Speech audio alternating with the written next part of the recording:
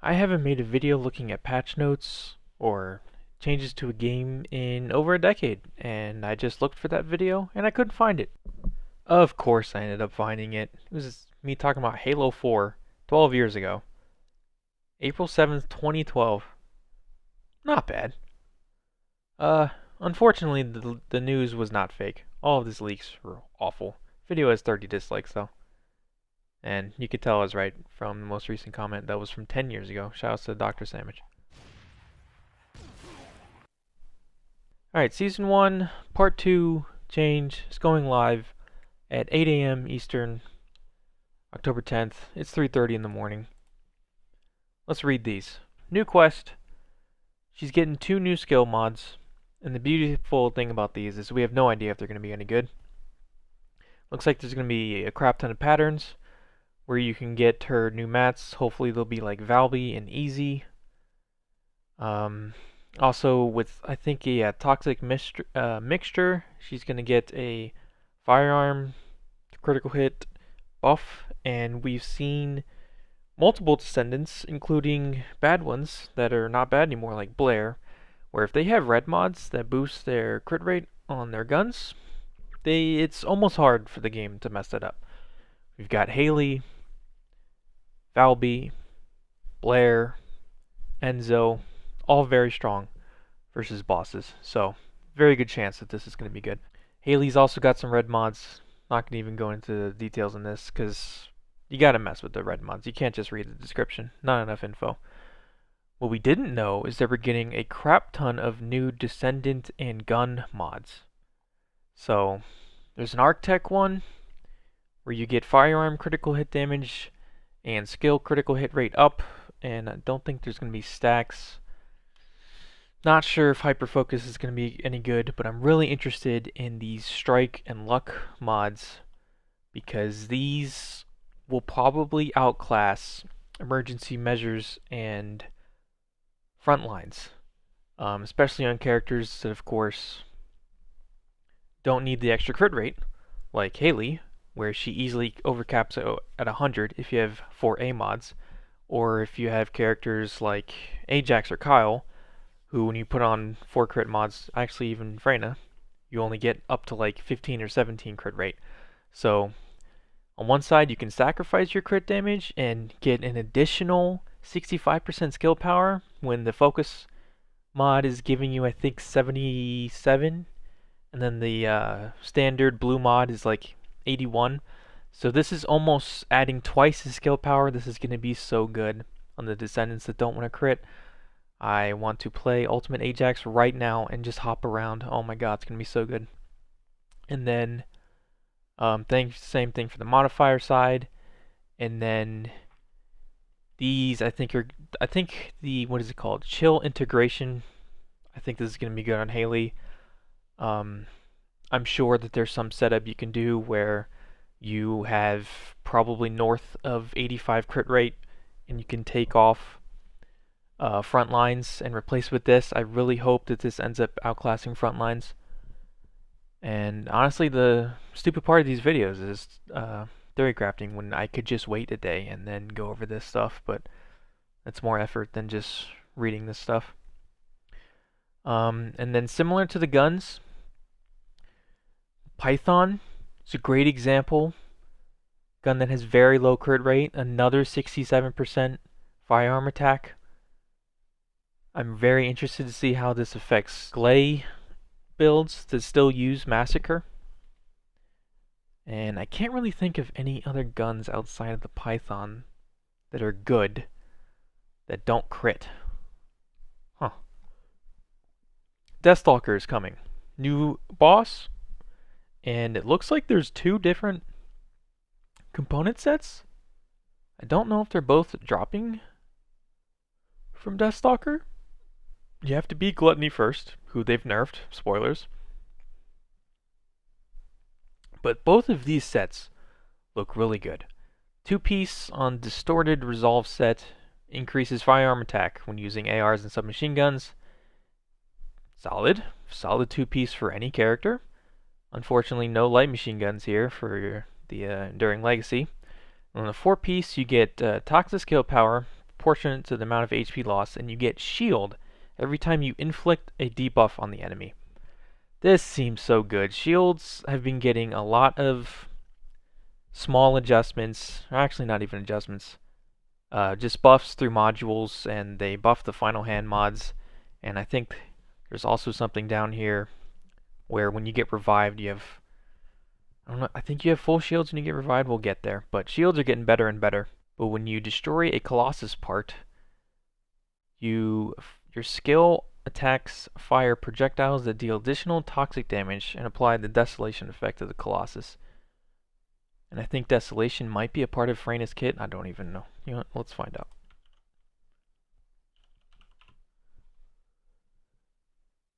Oh, it's right there. Jesus Christ. Reading is hard. This seems strong. The Colossus will do less damage to your team.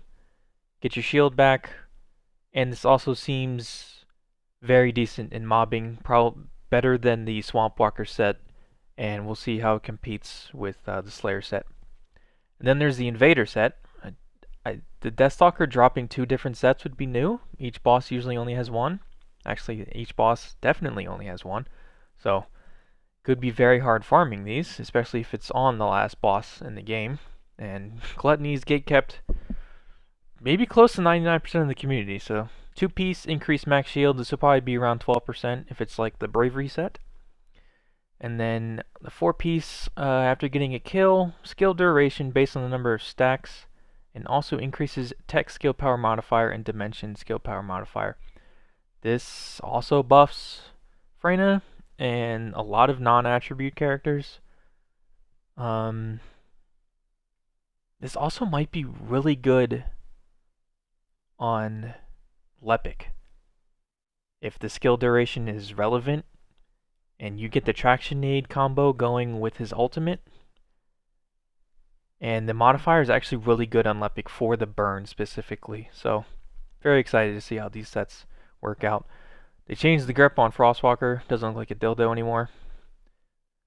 Wait, what did I call it? Frost Watcher, not Frostwalker.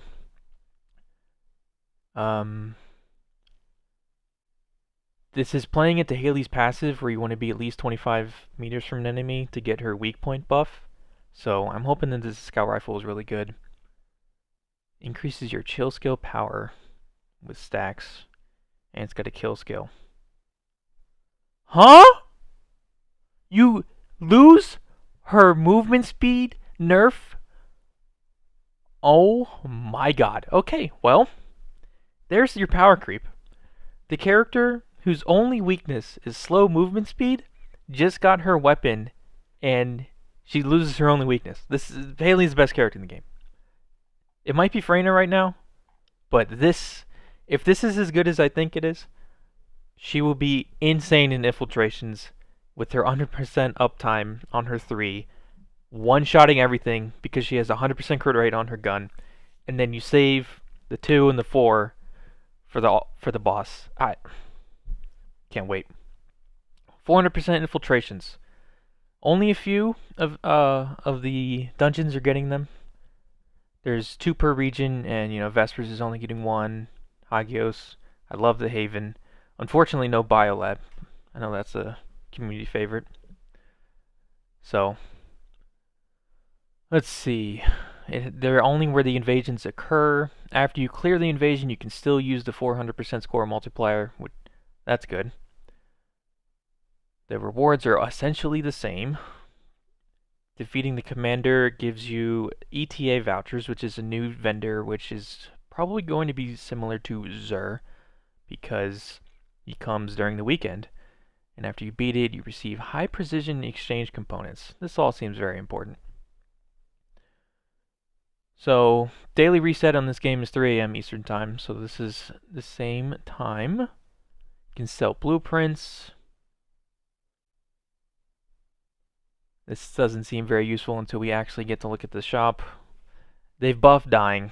You can dye your hair. Who cares? New skins. Can't wait to see the Coomer shit. Albion's going to be having Halloween theme, of course. And then content improvements. There's some good stuff in here. Hopefully this recruit tab will be relevant, so you don't have to look at all the spam in the world chat, where it's just people saying like, pay me $5 and I'll help you kill Gluttony. Hopefully people take this one seriously. They've changed the immunity for what, the third time on some of these bosses. You don't have to shoot the stupid orbs above their head. Sigvor is going to have toxics. Sato is going to have turrets. Torisar is going to have clones. Going to destroy those. Let's see what else is interesting in here. Infiltration operations now reward additional firearm XP. Huge! And then they buffed some of the ones that people were ignoring. That give, and now they'll give more Descendant XP. I know Haven specifically, it takes like 4 minutes to clear, but it only would give you 47,000 XP after you clear. Where if you have decent bunnies on like Biolab, you could also take around 4 or 5 minutes, and then that one would give you like 192,000 XP. So if you're getting quadruple XP and it's the same amount of time, why would you ever do the other one, right? Yes, here we go. Players now revive with 100% shield from down but not out state. This is insane because a lot of Enzo builds and like Kyle and I guess even Ajax, I don't know. I'm going to be ignorant on that one. Some of these characters will use the Final Hand Overwhelming Shield mod where you have 1 HP but all of your HP stats go into your shield. I know Enzo can easily go over 20k, but then if he goes down, before when he'd get revived, I think he'd have 0 shield, so he'd have literally 1 HP. So this, combined with the other shield buffs above, this is very good. Quicker restarts, please. Yes, thank you. Some early reactor changes that unfortunately don't have anything to do with the mounting changes that aren't in this patch.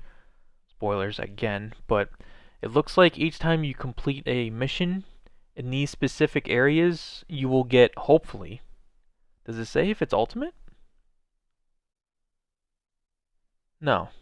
But in these specific battlefields, you will get this reactor upon completing the mission. So let's look at, yeah, this is Godspot, right? You're going to get a non-attribute tech reactor, which is actually quite exciting. Fallen Arc, is that where the polyatomic particles are? Or is it Frozen Valley? Toxic Tech! Frozen Valley. Okay. That's a good one. And then, of course, White Knight Gulch. I'm not sure where the Godspot is. Is it Shipment Base, I think? Let's see. Yes, non-attribute dimension. Okay, that's also very good. I mean, of course, some of the stinkers are like Toxic Dimension, Electric Dimension. We don't want any of those. So hopefully these are ultimates. If they're purple, this is worthless, but if they're ultimates, we're in there. Roly-Poly's melee less, another freaking nerf. Gotta make it easier for the players. Gluttony, nerfed. Less HP, does less damage.